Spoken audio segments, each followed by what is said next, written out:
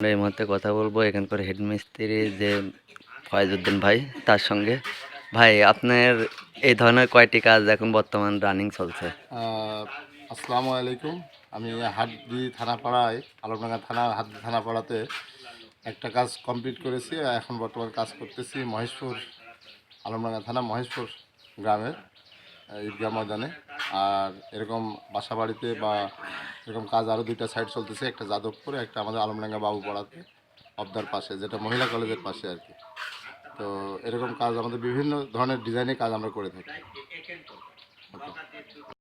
যারা টাইলস মার্বেলের কাজ করার কথা ভাবছেন, আমাদের ফয়েজ ভাইয়ের সাথে যোগাযোগ করতে পারেন। সে কিন্তু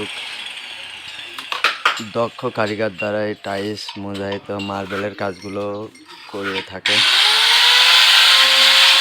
বিভিন্ন ঈদগাহ, মসজিদ, মাদ্রাসা, অফিস ও বাসাবাড়ির যে কোনো কাজের জন্য যোগাযোগ করেন মোহাম্মদ ফয়েজউদ্দিন টাইলস মিস্ত্রি, বা যে কোনো ডিজাইনগুলো কিন্তু বর্তমান কাজ চলছে। চুয়াডাঙ্গা জেলা, আলমডাঙ্গা উপজেলা, মহেশপুর ঈদগাহ ময়দানের কাজটি হয়তো অল্প কিছুদিনের মধ্যেই সম্পূর্ণ হবে।